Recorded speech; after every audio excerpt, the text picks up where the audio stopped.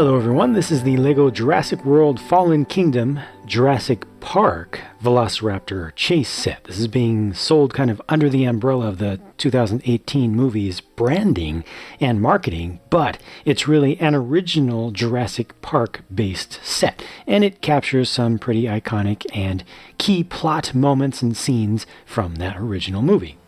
Let me first give you kind of an overview of what we're looking at here structure-wise. So this is the central control room that a lot of the scenes are shot in, including Nedry's desk over here with his computers, the door that has to get locked. Also, we've got the little section of kitchen over here for where the kids were being stalked by a couple of velociraptors. And over here, we have embryo cold storage, where Nedry goes in and steals the embryos to take them out of the park. And, you know, kind of in the movie, in universe, if you will, these things were fairly close to each other, but they weren't directly connected like this.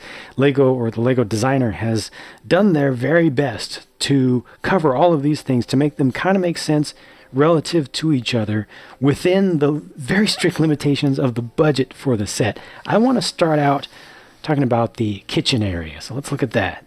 Unfortunately, I feel like this is the least well developed of the three major sections of the build, and they don't include the iconic door that the first Velociraptor memorably opens on its own to get into this space, but they do have a window over here. Now, you can break that window out that way and then have your Velociraptor come in through here, or you can just use your imagination and, you know, just have him kind of starting to stalk the kids over on this side. So they give you an aisle to go between the two long kitchen, you know, preparation tables in there. They've got a bar of chocolate on one of the tables there, and they've got a stack of the green Jello, which is another reference to a part of the movie close to this scene. They've got a little cabinet here, and you can open that cabinet up to get access inside of there, and if you want, you can try to hide somebody in there to get a little bit of a reference to part of this scene. Now, the child figures are not able to bend their legs, but I feel like this is good enough. You know, you're able to get her in there, and she's just sticking out a little bit. Also, on this side, you get some pots and pans, which makes sense. Those were important, although there's not a whole lot of them. But you do get the spoon. Now, that's an important one. She uses that to tap on the ground to get its attention. You can also use that spoon, they suggest on the box, for eating the Jello with, before this. This whole little section can also be removed from the core build, so if you want to arrange it differently, or if you want to build this out but still keep the original part of it together, that's pretty easy to do. And in fact, if you want, you can actually just bring this over. This section here can also be removed. I'll start to get some of this stuff out of the way, but this is attached also to the control room in a similar way, so you can kind of use this as the door if you want. Just put one of the Technic pins there through the base here, and then use this as the door where the Velociraptor comes in. The whole thing really does ask for you to add to this, either with your imagination or with your own pieces or with parts from another set. I don't particularly recommend getting a second of this same set to expand this, but if you have random parts from other things, then it's definitely going to help to build up the wall here a little bit more. Maybe have a second door set up just for the kitchen scene. Again, they were really, really limited, and I have to recognize just, the reality of limitations when you're building to a specific part count. Oh, and I almost missed this. There's also a sausage link, or a frank, that's included to use in the kitchen. Let's talk about this embryo storage room. Now, this doesn't have really good access to it. You're going to have to imagine that the door to get into the place is from over here, but they do have an important thing in the background. They have a security camera, which ties into the use of this room here, and the idea is that this is one of those large canisters that has been lifted up. There were supposed to be a number of them, but they've got just one of them that's been lifted up, and these are supposed to represent the vials that have the embryos in them. They kind of look like blocks of amber, but they're supposed to represent the vials, and they wanted you to be able to actually pick those out. So those are individual pieces, and you can steal just individual ones. They also, just for the sake of reference to the movie, have this little thing, which is intended to represent the faked out can of Barbasol that was used to smuggle some of these out. Obviously, there's a scaling issue there, but you get the idea, and I appreciate the inclusion of this. It's too bad they didn't include just a sticker for that. Even if they weren't able to get the Barbasol brand name, they could have come up with, you know, something fake that kind of just winked at the idea of it without getting into trademark trouble. 2 stickers only are used here, and yeah, that's that. I think the whole thing looks nice, even if it's not the most accurate thing, but it's well enough captured. Now, Nedry is not included in the set, so if you want to go through kind of recreating that part of the scene, you have to create your own figure for that. The build of this door is nice. You know, it's fully brick built up to get the handle, which looks good. The security camera can be just angled up and down. They got the steps here, which look nice, and they're kind of cut off with this artificial cut that they just put through the entire scene. And let's take a look at the control room. This is the largest space, obviously, and one of the more important things here is Nedry's desk, and they've got 2 screens up, which is good. One of them is showing the security system, and that's actually, I think, supposed to represent a mouse over there. I never would have thought of using that piece, but it's so perfect for a late 80s, early 90s mouse, and even till a little bit later on. This chair can rotate around, and that sticker has the he didn't say the magic word. The door is actually a little bit better from this side, not in terms of its look, but in terms of its action. You can actually lock the door. So this red knob over here can be pulled out, and you see that it just unlocks like so. Now you can open this, and when you push that in, look up above.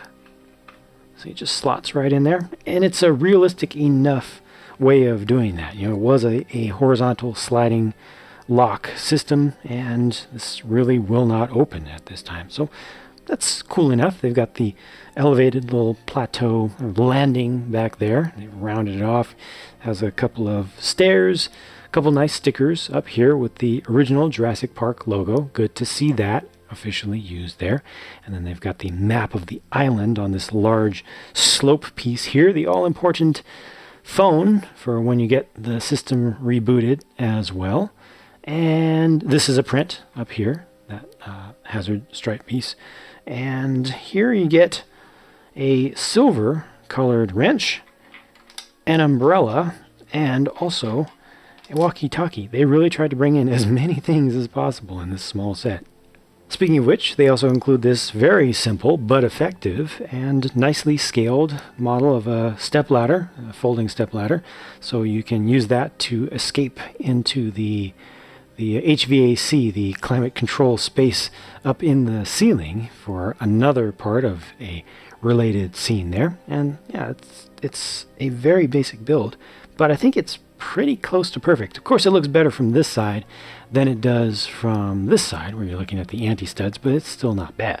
Here are Alan Grant and Ellie Sattler up close, and Grant looks like he's got a gun, but unlike in the movie, because this is Lego, this gun appears to shoot water. They give you a whole stack of those trans-light blue studs to fire off, you know, so that you can think of velociraptors like cats. They just don't like water. So shoot them in the face with some water, and that'll keep them repelled.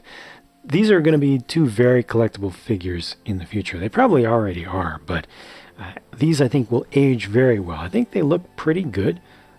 Both of them. Out of everything that I'm looking at here, my favorite thing is actually the torso print for Alan.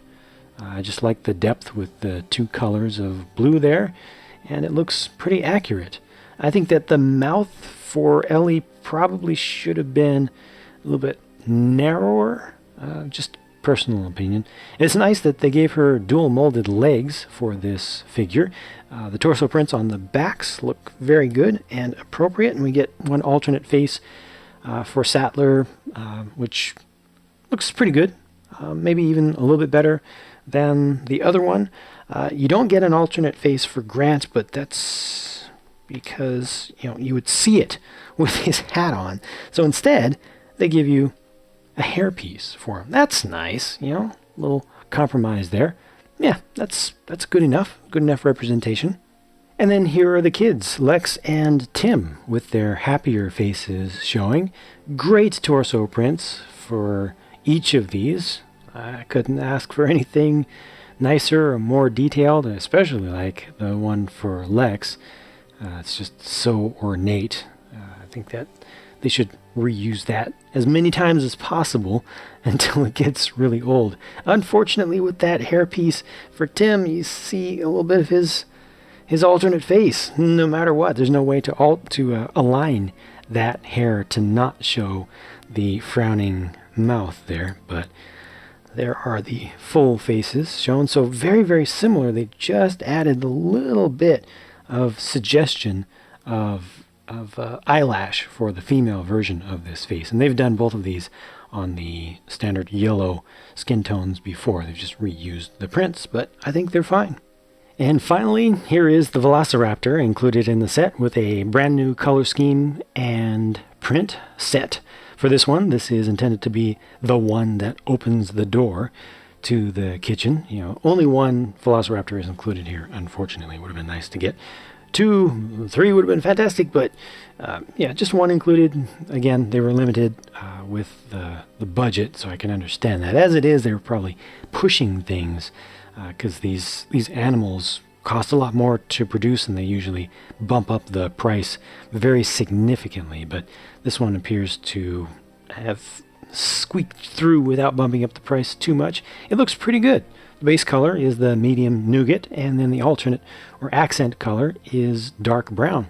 And it's just another of the same Velociraptor set of molds that they've been using for a while. So angles forward, angles up, and head turns 360 degrees if you want it. Open the mouth fully, close it fully. I was just kind of holding it in between. Fortunately, you can get to some of those in-between states.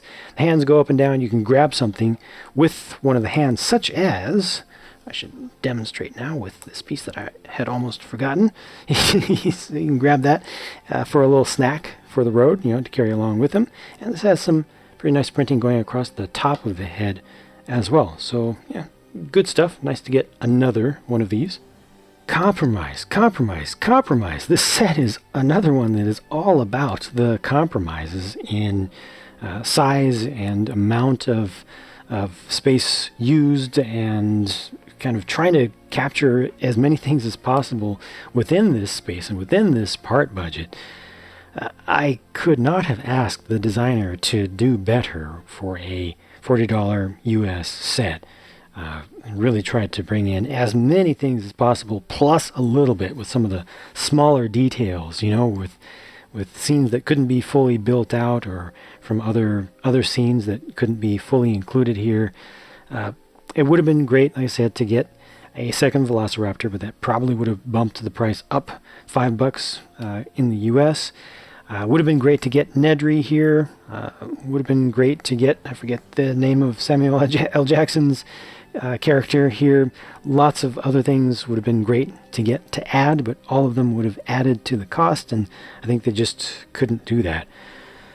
Given the restrictions, I just couldn't ask for more myself. I like how pretty much everything is done here, and certainly the figures are very valuable, and at the very least they give you, the figures as a basis to build this up more on your own, to expand it, to make it more believable, more realistic, and more complete. And that pretty much wraps up my thoughts on this set. Hope you enjoyed looking at it. Hope that I showed you everything you wanted to see, how you wanted to see it in this video, and I've got more to work on, so I'll talk to you again soon. Thanks for watching.